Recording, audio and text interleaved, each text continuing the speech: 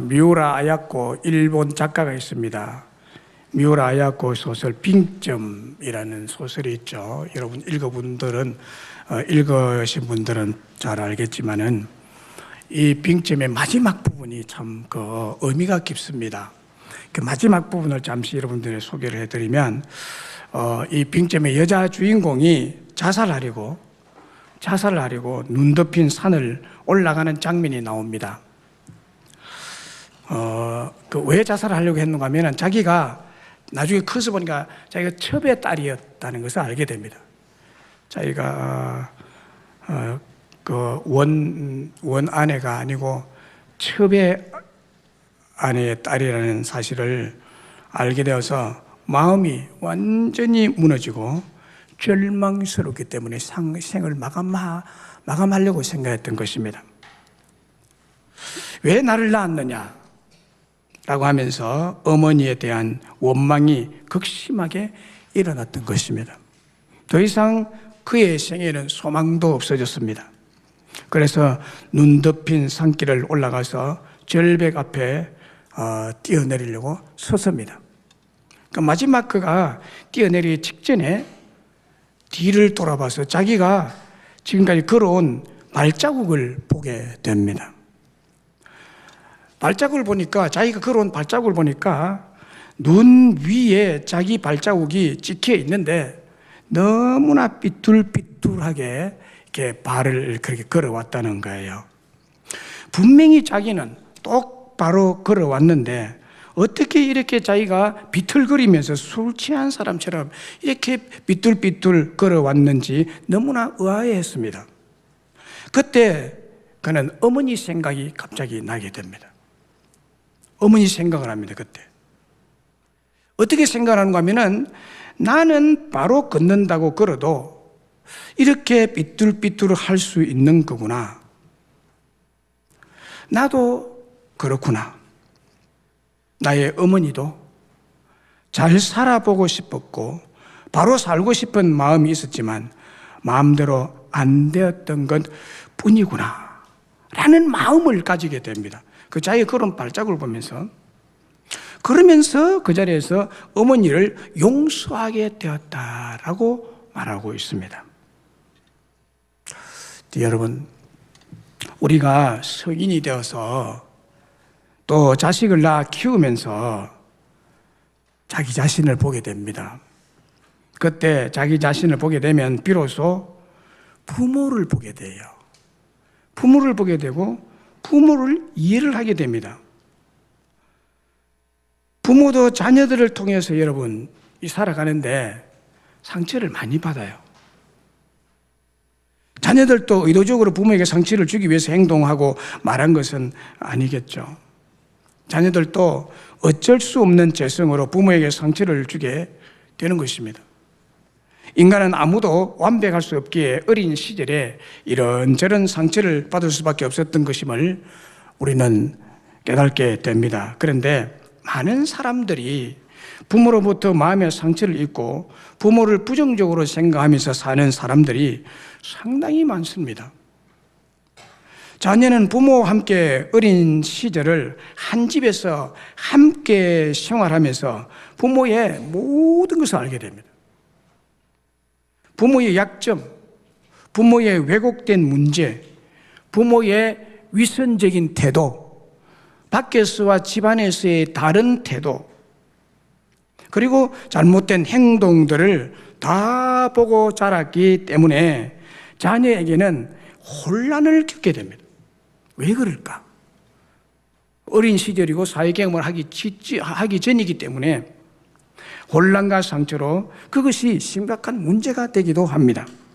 왜냐하면 어린 시절에 받은 상처는 어디에서도 풀어낼 방법이 없어요. 이 아이들이 이해력도 작고 좁기 때문에 이해도 잘 안 됩니다. 어른인 부모의 행동에 대해서, 잘못된 행동에 대해서. 나이가 어리기 때문에 항의도 할 수 없고 따질 수도 없습니다. 그러다가 나이를 먹어가면서 상처가 심령 속으로 파고들어서 깊은 병이 되어서 평생에 문제를 일으키기도 하는 것입니다. 어릴 때 상처는 대부분 부모로부터 받게 되죠. 그런데 부모가 나빠서 의도적으로 상처를 준 것은 절대로 없는 것입니다. 자녀들이 앞길에 축복받고 형통하고 성공적인 삶을 살도록 하기 위해서 충고하고 경고하고 책망한 것이 자녀들의 입장에서는 고스란히 상처가 된 것이 대부분이기 때문입니다. 이것이 평생 문제를 일으킵니다.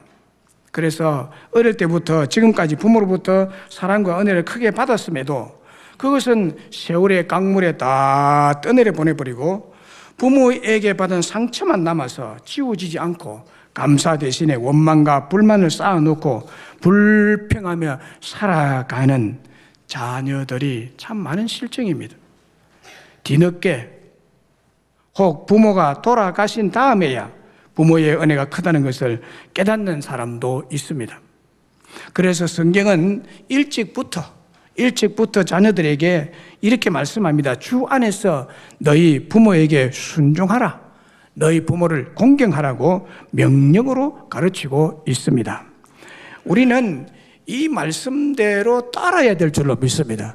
우리는 성경을 믿고 가는 자들 아닙니까? 우리는 이 성경이 인생의 교과서인 줄 믿으십니까? 하나님 말씀대로 살아가야 됩니다. 그래서 이 말씀은 주 안에서 너희 부모에게 순종하라 공경하라는 이 명령의 말씀은 지옥 갈 수밖에 없는 우리가 예수님의 십자가의 은혜로 용서받고 하나님의 자녀가 되는 은혜를 받았음을 잊지 말고 부모를 대하라라는 뜻이에요. 또 실제로 예수님이 우리와 함께 계시다는 뜻도 되기도 하는 것입니다. 그러므로 부모를 바라볼 때 항상 예수님을 함께 바라보라는 그런 뜻의 말씀입니다. 이것이 성경이 말하는 효도의 핵심입니다. 오늘 어버이 주일에, 어버이날은 지나갔지만 주일로서는 어버이 주일에 여러분에게 주시는 하나님의 은혜가 뭡니까? 그것은 하나님은 자녀들을 축복하시기 위해서 부모를 주셨다는 사실입니다. 부모가 왜 있느냐? 자녀를 축복하는 통로가 된다는 거예요. 자녀들은 누구를 통해서 복을 받느냐? 자기 노력으로 되느냐? 아니요. 부모를 통해서 복을 받습니다. 부모 이렇게 멸시하고 그 부모의 존재 자체, 권위 자체를 부정하는 사람은 절대로 잘 될 리가 없습니다. 성경이 그것을 말하고 있습니다. 하나님은 자녀들을 축복하기 위해서 부모를 주셨다는 사실입니다. 오늘 본문 22, 23절에 너 낳은 아비에게 청룡하고 내 늙은 어미를 갱히 여기지 말지니라. 진리를 사대 팔지 말며 지혜와 훈계와 맹철도 그리할지니라 라고 말씀하고 있습니다. 너를 낳은 아비, 내 늙은 어미, 즉 부모가 자녀를 낳았고 그동안 젖먹이고 양육하고 지금까지 성인이 되고 결혼하고 자녀를 낳을 때까지 키우느라 나이가 들어서 늙었다는 뜻입니다. 여기 나타난 히브리 원어로 얄라드인데 상고를 겪다, 자녀를 생겨나게 하다라는 뜻입니다. 그리고 진리와 지혜와 훈계와 명철이 어디에서 오게 되었는지를 계시하고 주고 있는데 여기에 진리와 지혜와 훈계와 맹철이 어디에서 오느냐? 부모로부터 진리가 주어지고 지혜와 훈계와 맹철을 받게 되었다는 뜻입니다. 진리와 지혜, 훈계와 맹철이 자녀들에게, 부모로부터 주어진 자녀들에게 축복의 요소이고 비결이라는 것입니다. 그렇기 때문에 너 낳은 아비의 말에 청종해라. 내 늙은 어미를 갱히 여기지 말라. 업신여기지 말라. 어미의 말도 업신여기지 말고 청종하고 잘 순종하고 복종해라. 이 말입니다. 자녀가 부모에 대한 일방적인 태도는 순종과 복종과 존경과 공경입니다. 그 외에 있으면 안 됩니다. 그 외에 있으면 안 돼요.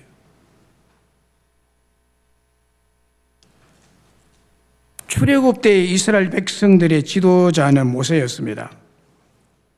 모세가 태어날 때는 애굽의 바로 왕이 히브리인인 이스라엘 백성 중에 여자가 아들을 낳으면 다 죽이라고 명령을 내렸습니다.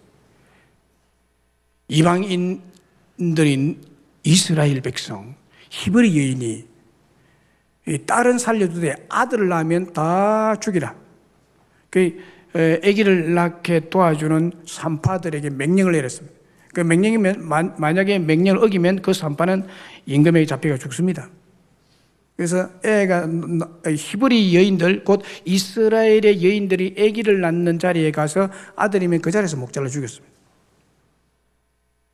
그때 특별히 모세가 태어났는데, 이 모세도 히브리인 아니에요. 이스라엘 나라 백성 아니에요.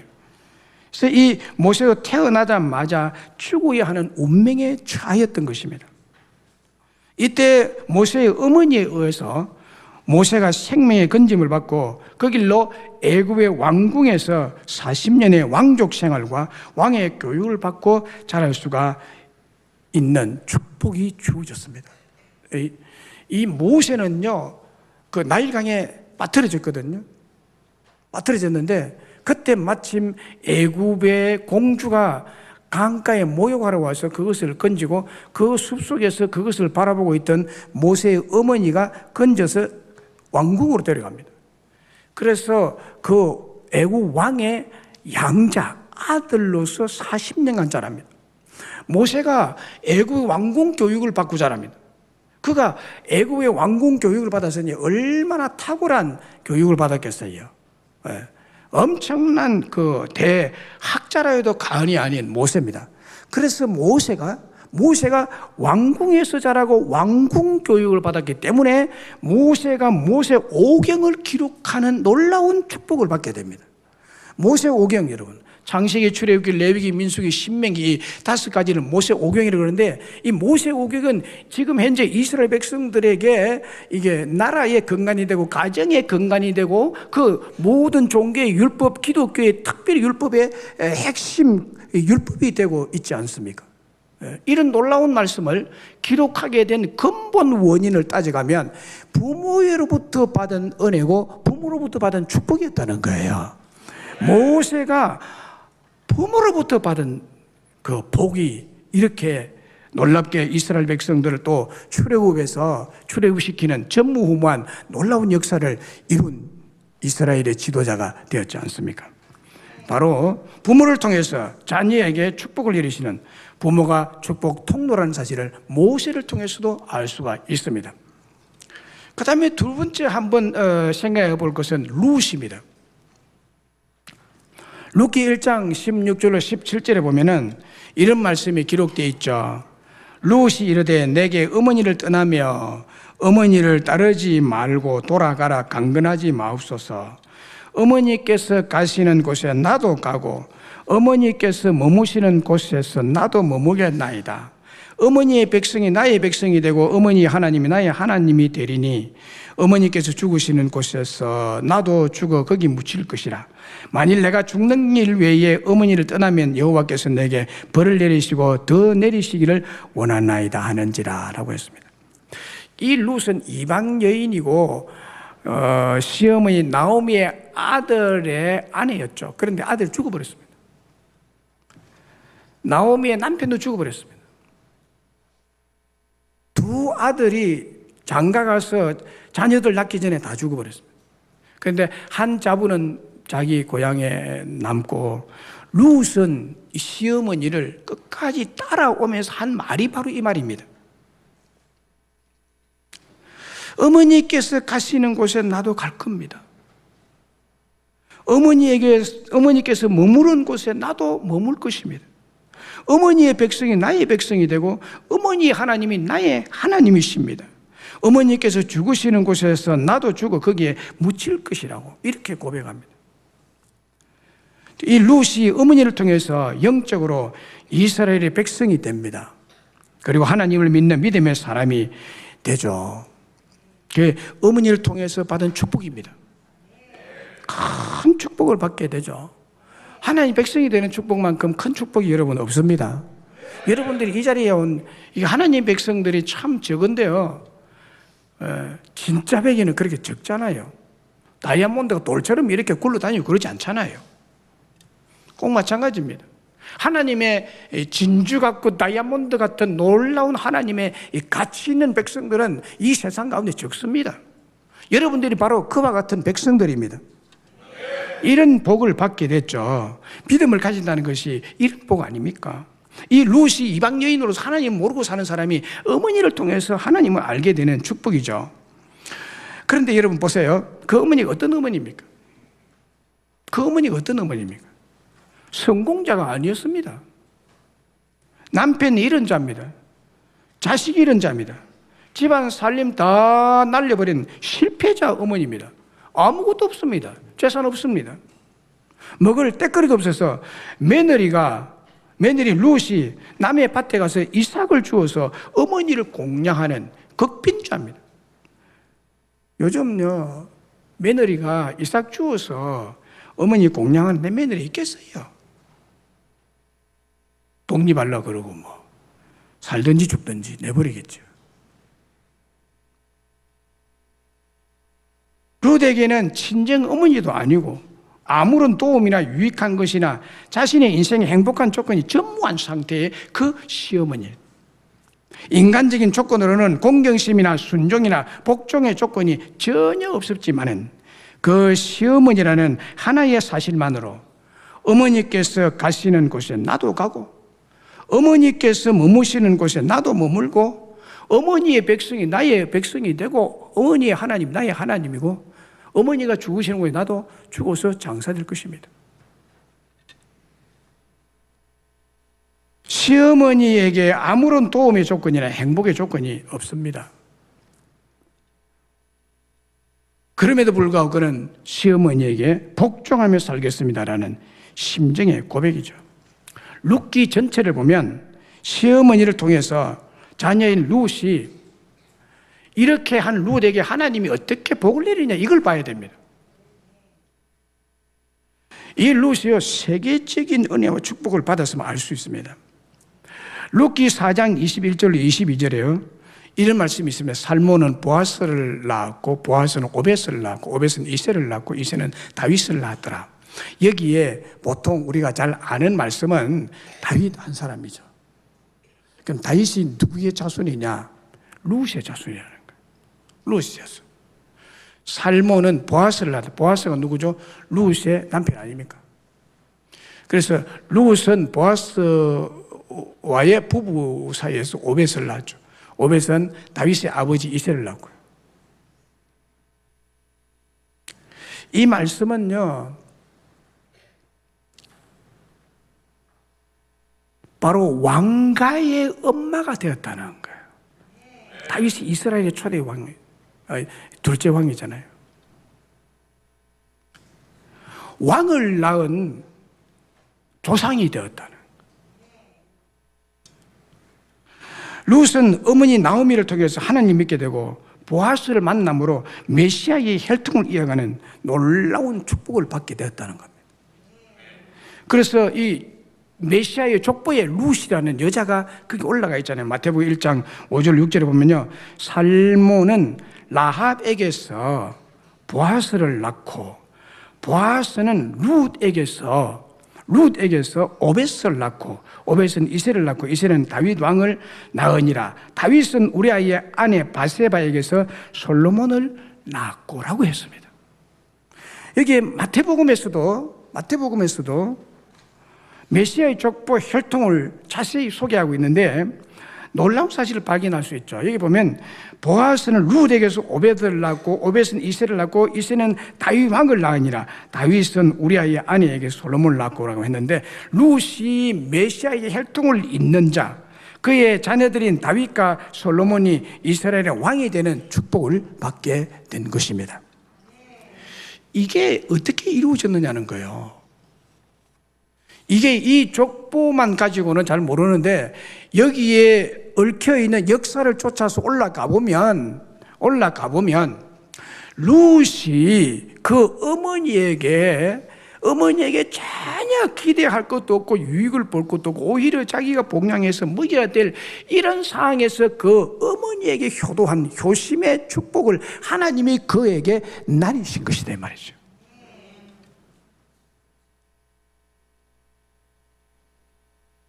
그래서 여러분 세계 역사 속에서 다윗과 솔로몬이 얼마나 유명한 왕들입니까? 세상에 하나님을 모르는 교회 다니는 아는 사람도요, 다윗 왕, 솔로몬 왕 모르는 사람이 없습니다. 지금까지 세계의 사람들이 다윗과 솔로몬을 모르는 사람이 없을 정도로 그렇게 유명한 조상이 누구냐? 룻입니다. 이 하나님의 불가사의한 축복이 어디에서 왔습니까? 어머니 나오미를 통해서 그 자녀인 룻에게 베푸신 축복입니다. 그렇습니다. 하나님은 자녀들을 축복하기 위해서 부모를 주셨다는 사실입니다. 지난주에 말씀드렸던 강영호 박사의 이야기는 또 들어도 은혜가 되기에 또 말씀드립니다. 그의 책 꿈이 있으면 미래가 있다라는 책이 있는데 제 서재에 이 책이 있습니다. 참 이것을 읽으면서요 얼마나 감동을 받고 은혜를 받고 눈물겨웠는지 몰라요. 그는 그 책을 시작하면서 이렇게 기록하고 있습니다. 섭리 가운데 인생 드라마를 연출하시는 하나님께서는 자기 인생의 드라마를 하나님이 연출하신대요. 믿습니까? 네. 여러분의 인생 드라마를 하나님이 연출하십니다. 하나님이 연출가이십니다. 이것이 믿는 자의 생각이에요. 믿음이에요. 섭리 가운데 인생 드라마를 연출하신 하나님께서는 저의 인생을 사막으로 나누어 역사하셨습니다. 라고 서론을 기록하고 있습니다. 사막이 뭐냐? 제1막에서는 기독교 가정에서 태어나 어릴 때부터 신앙의 뿌리를 내리고 기독교 가치관을 배울 수 있게 하셨습니다. 이렇게 기록하고 있어요. 신앙 안에서 낳아주시고 길러주신 부모님과 두 분이 연달아 소천하신 후 소녀 가장으로서 2년여 동안 세 동생을 보살피다 가로사로 가로사한 누나에게 뜨거운 감사의 마음을 전합니다. 1막, 제2막은 갑자기 한꺼번에 몰아닥친 인생의 풍랑 속에서 절망하고 좌절할 때 하나님께서 병원 의사들, 재활원에서 만난 공병호 박사님, 공병호 박사는 타자기를 발견한 사람입니다. 공병호 박사님, 문교부 장관이었던 당시 민간식 장로님으로부터 승인을 받아 한국 장애인 최초의 정규 유학생으로 미국에 유학을 하게 해주셨고 여러 목사님의 도움으로 어려움을 극복할 수 있었던 것이 자기의 인생의 제2막이라고 합니다. 제3막은 그는 피츠버그 대학에 유학해서 학위를 받고 미국에 정착해서 행복한 가정에서 두 아들을 성공적으로 양육할 수 있다고 기록하고 있습니다. 그리고 마지막으로 사막에서는 그동안의 고난과 역경을 자산으로 해서 인생 2막과 3막에서 진 빚을 갚을 수 있는 기회를 갖게 되었다고 그런 말합니다. 그래서 이 자리에서 그 기회를 갚게 해주시고 인도해 주신 여러분께 감사를 표하고 이 책을 바친다라고 해서 이 책을 쓴 것입니다. 특별히 그의 인생 3막에서 장애인이지만 아버지와 어머니를 통해서 그의 두 아들이 얼마나 많은 축복을 받았는지 그것을 이 책에서 기록하고 있어요. 부모를 통해서 그 장애인 아버지를 특별히 통해서 얼마나 큰 도전과 축복을 받는지 그것을 간증하고 있습니다. 이렇게 기록하고 있습니다. 둘도 없는 반려자, 사랑하는 제 아내는 제가 깊은 절망의 늪 속에 빠져 있을 때부터 10년을 하루같이 헌신적으로 보필해 주었고 결국 제 아내로서 함께 산막 시대를 맞이해서 행복한 가족을 꾸미고 내조하면서 사랑과 믿음과 인내로 두 아들 진석과 진혁이를 양육했습니다. 어디 내놓아도 부끄럽지 않은 자랑스러운 두 아들과 그 가족들 그리고 그 외에도 미국에 정착하시고 도와주신 수많은 분들의 뜨거운 애정과 감사와 더불어 이 책을 드리고 싶습니다 라고 기록하고 있어요. 그의 두 아들, 특별히 그의 두 아들을 말씀을 드리면 시력장애인 아버지 때문에 유명한 안과 전문의 박사가 됩니다. 아버지 때문에 그가 안과 의사가 돼요. 자, 아버지가 실명했기 때문에. 그리고 둘째 아들은 법학 박사가 되는 축복을 받게 되었다고 이 책에서 말하고 있습니다. 여러분, 그래서 제가 이 책을 쭉 다 읽었는데요. 이 책에서 제가 두 가지를 정리합니다. 자녀가 부모에게 받는 두 가지 축복 원리. 부모로부터 자녀가 축복받는 두 가지 원리. 두 가지입니다. 첫째는요, 영어로 opportunity. opportunity is now here. 기회는 바로 여기에 있다. 그리고 또 하나는요, opportunity is nowhere. 자, 무슨 말인가 하면 여러분, 기회는 아무것도 없다는 말이죠. 두 번째 말은요. 자, 이것을 보면요, opportunity is now here. now here, 바로 여기에, 지금 여기에, now here는 지금 여기에라는 말인데, now here를 띄어쓰지 않고 붙여서 버리면 어떻게 되느냐면 no here가 되어버린다는 말이에요. 아무것도 없다는 말이에요. 아무데도 없다는 거예요. no here가 된다. 기회는 아무것도 없다. opportunity is now here. 기회는 지금 여기에 있다. 이것을 now here를 이렇게 붙여 쓰면 nowhere가 된다는 거예요. opportunity is nowhere. 기회는 아무것도 없다. no here, nowhere. 띄어 쓰느냐, 붙여 쓰느냐. 단어 똑같은 단어인데 붙여 쓸 때의 단어와 떼어 쓸 때의 단어가 이렇게 완전히 반대로 달라진다는 거예요. 네. 이게 무슨 뜻인가 하면 여러분, 현재의 위기, 특별히 부모에 대한 부정적인 태도를 성공과 축복의 기회로 보는 믿음의 사람과 부정적인 안목으로 보는 불신의 사람의 차이는 바로 이와 같다는 거예요. 바로 이와 같다는. 그래서 부모에 대한 성공과 축복의 기회를 가지고 긍정적인 믿음의 안목을 가지고 부모를 대하는 사람에게는 기회는 지금 여기에 부모를 통해서 내게 주어진다는 거예요. 그 얘기를 이 책에서 얘기하고 있는 거예요. 그 다음에 두 번째 원리는 이런 말을 하고 있습니다. 조그만 물줄기 하나가 졸졸 흐르는 시냇물을 만나고 다시 흘러 강을 이루어 큰 바다로 흘러 들어간다는 사실을 머릿속에 새겨두라. 강령호 박사가 한 말이에요. 새겨두라. 또한 그 조그만 물줄기 하나가 주류 물결에 합류하지 못하면 끝내는 말라 없어진다는 사실도 기억하라. 이 말이 저에게는 굉장히 충격으로 다가온 말이거든요. 그래서 여러분들이 소개하는 거예요. 여기에 보면요, 조그마한 물줄기 하나는 자녀의 삶입니다. 자녀의 삶입니다. 그리고 주류 물결은 부모의 보편적 가치를 이루는 지혜를 말하고 있습니다. 부모는요, 보편적 가치에 대한 지혜를 가지고 있거든요. 자식들보다 30-40년을 먼저 살았기 때문에 경험이 엄청 많습니다. 여러 경우들을 산전수전 그야말로 공중전까지 겪은 부모의 지혜가 있는 거예요. 그것이 보편적 가치성을 지니는 거거든요. 그래서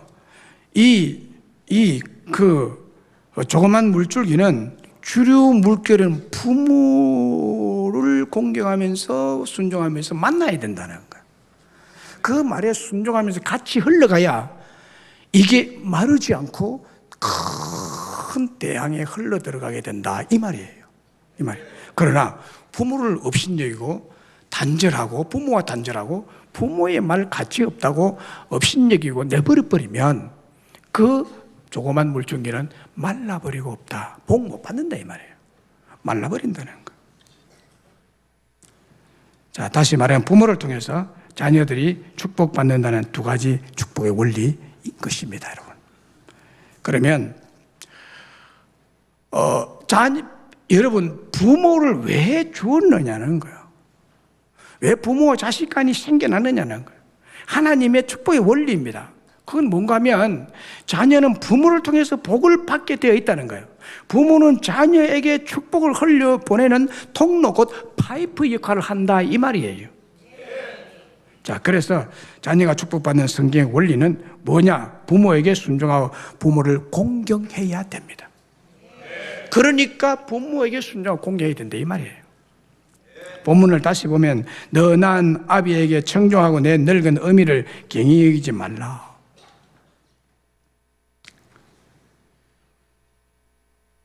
그리고 네 부모를 즐겁게 하며 내 낳은 어미를 기쁘게 하라. 기쁘게 하라. 이 말씀은 여러분, 부모를 즐겁게 하며 기쁘게 하고 행복하게 할 수 있는 자녀들의 태도는 부모에게 순종하고 공경하는 태도입니다. 그렇죠, 여러분? 자식들이 부모에게 고분고분하면 기분이 좋잖아요. 즐겁잖아요. 행복하잖아요. 여기에 청종이란 귀를 기울이고 듣고 순종하다는 뜻입니다. 그리고 네 늙은 어미를 경히 여기지 말라고 했는데, 이 말은 어머니가 늙었다고 경멸하고 멸시하고 오래전 사람이라고 모욕하지 말라, 업신여기지 말라는 거예요. 곧 어머니에게 순종하고 어머니를 공경하는 겁니다. 이 말이 여러분에게 어떻게 들릴지 모르지만 성경 진리입니다. 진리입니다. 하나님은 이렇게 역사하십니다. 분명히 이 말씀대로 역사하십니다. 예수님을 믿는 자에게는, 여러분, 예수를 믿는 자녀에게는 용서하지 못하고 공경하지 못할 부모가 없습니다. 부모가 없습니다. 부모로부터 어떤 상처를 받았든지, 부모가 나에게 얼마나 잘하고 잘못했든지, 예수를 믿는 자녀라면 그 부모의 잘잘못에 대해서는 상관이 없다는 거예요. 무엇에 상관이 없느냐? 공경하고 순종하는 일에 상관이 없다는 거예요. 왜냐하면 우리가 하나님으로부터 받은 용서와 사랑은 부모로부터 받은 상처와 아픔을 뛰어넘고도 남는 복을 받았기 때문이라는 것입니다. 그래서 언제나 예수 믿는 자녀는 먼저 하나님의 건의를 입은 부모에게, 여러분, 부모는 하나님의 건의를 입은 자거든요. 그래서 부모에게 대해서 함부로 행하는 것은 정말 무서운 일입니다. 하나님의 건의를 입은 부모에게 실수와 잘못을 고백하고 부모의 마음부터 즐겁게 하고 평안하고 기쁘게 해드려야 한다는 말씀이 바로 이 말씀입니다. 그래야 자식이 복을 받는다는 거죠. 부모가 자녀들에게 잘못했다고 말하지 않아도, 부모가 내 마음의 상처를 만져주지 않아도 그것을 문제 삼고 상관하면 안 된다는 얘기예요. 그런 조건 없어요, 성경에. 부모, 주님께서 이렇게 효도하는 자녀에게 상처를 풀어주시고 위로하시고 반드시 주님이 그 자녀에게 보상하여 주시는 다른 루트가 있다는 것을 자녀들은 믿어야 되는 것입니다. 그리고 허물이 있는 부모에게 순종하고 부모를 공경하면 부모가 크게 즐거워할 것이고 기뻐할 것이라는 말씀이 오늘 본문의 말씀이에요. 부모를 즐겁게 해드리고 기뻐할 수 있도록 해드리면 그 자녀가 하나님의 축복을 받게 될 줄로 믿습니다. 그러나 부모의 말을 잔소리만으로 듣고 책망에 분노하면서 청종하지 않는다면, 업신여긴다면 부모를 모욕하는 자녀로서 하나님으로부터 처벌을 받게 됩니다. 반드시 그렇습니다. 경고입니다, 여러분. 잘 들으시기 바랍니다. 잠언 30장 17절에 아비를 조롱하며 어미 순종하기를 싫어하는 자의 눈은 골짜기의 까마귀에게 쪼이고 독수리 새끼에게 먹히리라. 저주의 말이죠. 아비 조롱하고 어미 순종하기 싫어하는 자는 이렇게 망한다. 저주스러운 죽음이잖아요. 부모의 말을 무시하고 불순종하고 존경하지 않으면 골짜기의 까마귀와 독수리 새끼들이 날아와서 두 눈을 쫙 먹어버리고 소경이 되어서 인생을 암흑 속에 살아가는 불행하고 저주받은 인생이 될 것이라, 바로 하나님이 이렇게 심판하겠다는 경고입니다. 그래서 결국 부모의 말을 무시하고 불순종하고 존경하지 않으면 저주와 심판을 받게 되고 축복은 받을 수 없고 실패자, 낙오자가 된다는 사실을 밝히고 있습니다. 시편 128편 1절에 반대의 말을 하고 있죠. 여호와를 경외하며 그 길을 걷는 자마다 복이 있도다라고 했습니다. 여호와를 경외하는 실제적인 길이 뭡니까? 그것은 자기를 낳아주고 양육하고 키워준 부모에게 순종하고 공경하는 태도, 이것이 하나님을 공경하는 태도입니다. 여호와를 경외하는 태도입니다. 하나님 보이지 않는데 어떻게 경외합니까? 부모에게 공경하는, 왜냐하면 부모는 하나님의 권위가 입혀진 자이기 때문이에요. 그런 자녀가 하나님 축복을 받을 수 있다는 말씀입니다. 부모에게 분노하고 불평하고 허물을 덮어줄 줄 모르고 폭언으로 공격하면 노아의 아들 중에 함이 받은 저주가 임하게 될 것입니다. 에베소 6장 1절로 3절에 자녀들아 주 안에서 내 부모에게 순종하라 이것이 옳으니라. 내 아버지와 어머니를 공경하라 이것은 약속 있는 첫 계명이니 이로써 네가 잘되고 땅에서 장수하리라라고 약속을 말씀하고 있습니다. 부모에게 순종하고 공경하면 땅에서 잘되고 장수하는 축복을 받게 될 것이라는 거예요. 이것이 약속 있는 첫 계명이라고 합니다. 얼마나 큰 복인지 약속 있는 첫 계명이라고까지 강조하고 있습니다. 성경 말씀에 토를 달거나 변명하거나 마음대로 해석해서 부모의 마음을 아프게 하고 불순종하고 공경하지 않아도 된다고 생각하고 이 에베소서 6장의 말씀과 잠언 23장의 말씀을 무시하게 되면은 하나님도 그 자녀를 무시하고 복을 주지 않는다는 것입니다. 우리는 성경에 기록된 말씀대로 믿는 것이 여러분 신앙생활을 잘하는 것이고, 그래야 하나님의 사랑과 축복을 받아서 여러분의 가정이, 여러분의 후손이 행복하게 살아가게 될 줄로 믿습니다.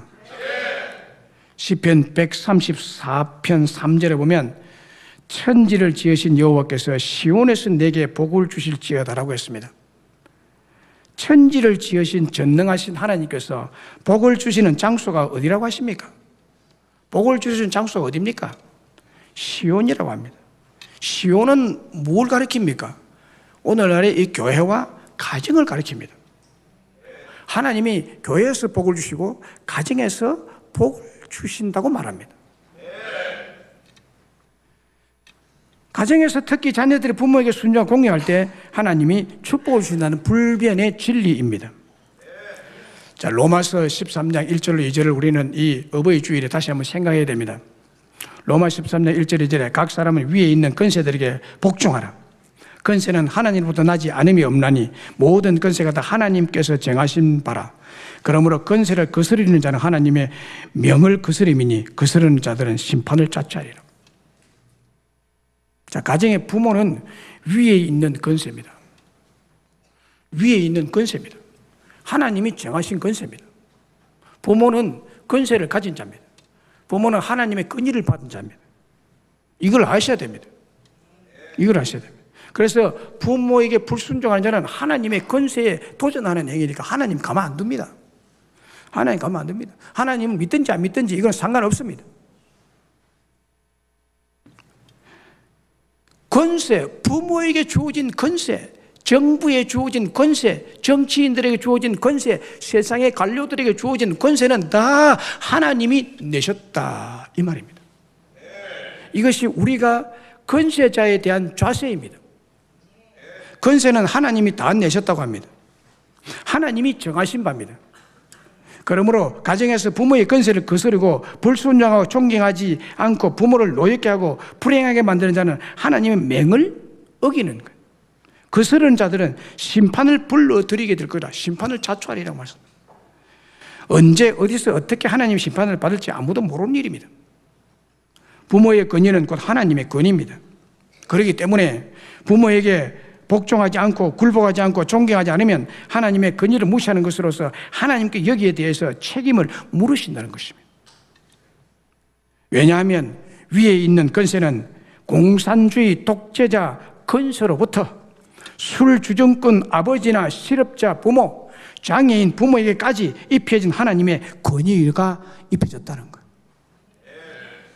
그러므로 자녀들은 특별히 같이 사는 부모, 혹은 떨어져 사시는 부모님의 말씀을 잔소리로 혹은 분노로 혹은 쓸데없는 말이라고 무시하면 자녀인 자신이나 또 자기의 자녀들이 언제 어떻게 하나님 심판을 받을지 모르는 일입니다.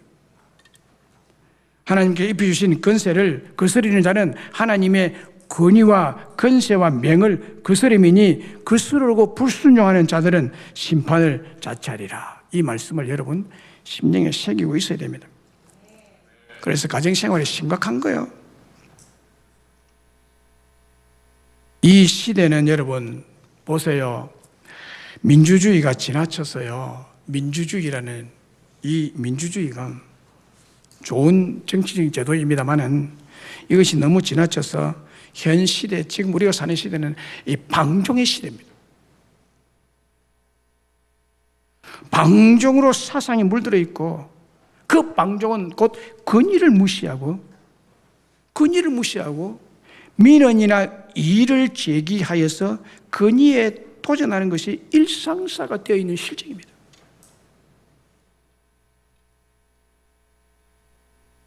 직원들이 임전무태 빨간 띠를 누르고 그냥 사장에게 이렇게 데모하는 건 전부 권위에 도전하는 것입니다.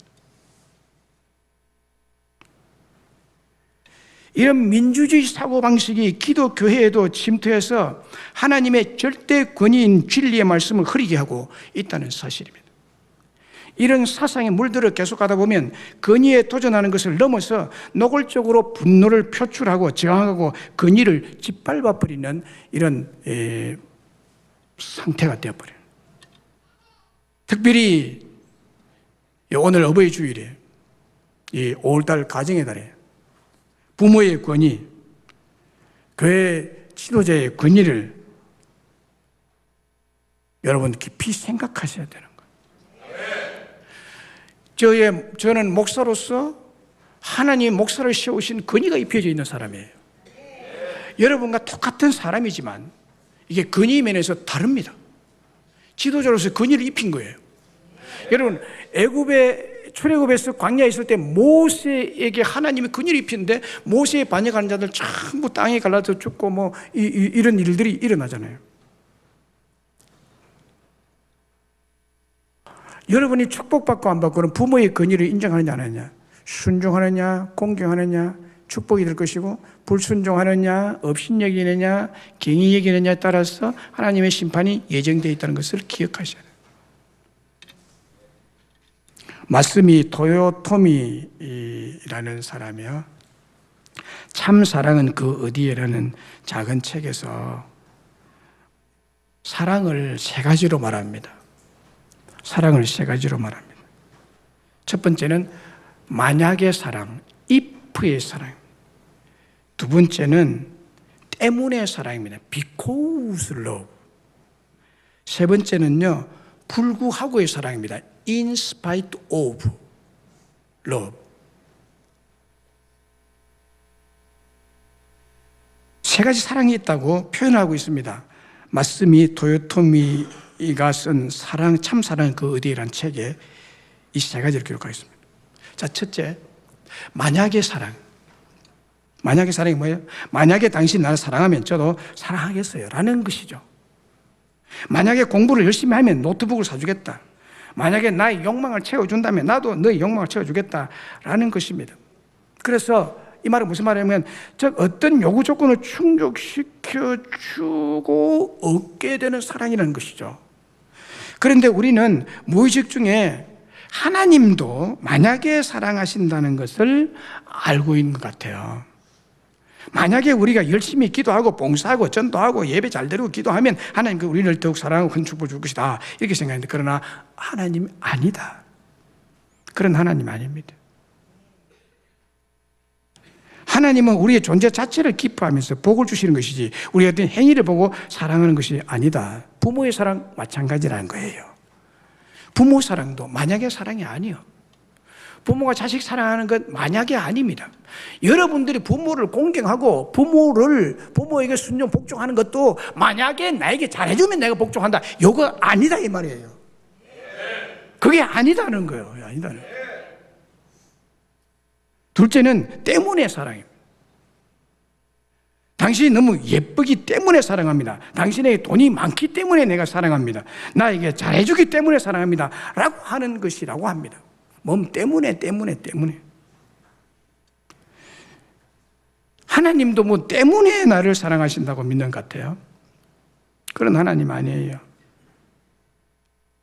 내가 우리 집에는 사례죄의 신앙을 가지기 때문에 하나님이 우리를 사랑한다가 아니에요. 우리의 자랑은 여러분 무엇이든 하나님 앞에 쓰레기 같은 겁니다. 때문에가 자랑이 될 수가 없는 거예요. 하나님 오히려 흠과 허물에 더 관심이 많으신 분이고 자녀들의 부모도 꼭 마찬가지입니다. 하나님과 같아요. 자녀들을 향한 것은 그래요. 그래서 때문에 부모를 공경하고 순종하는 사상이 오늘 지배적인데 그게 아니라는 거예요. 자, 세 번째는요. 불구하고 이 영어 수고죠. in spite of. 어떤 조건도 어떤 보답도 어떤 기대도 어떤 자격 조건도 없이 맹목적으로 사랑하는 사랑입니다.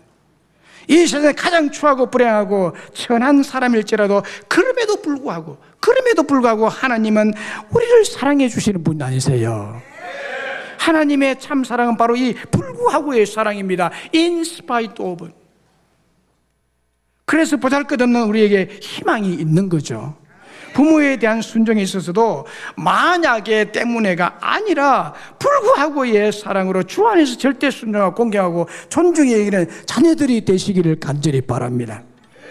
부모에게 불순종하는 성도가 교회에 일은 잘하고 목회자에게는 순종한다면 이는 외식자로서 대단히 두렵고 위험한 수류탄이나 불발탄, 시한부 핵폭탄과 같은 것이죠. 위험한 사람입니다. 부모님이 여러분에게 부모님이 그럼에도 불구하고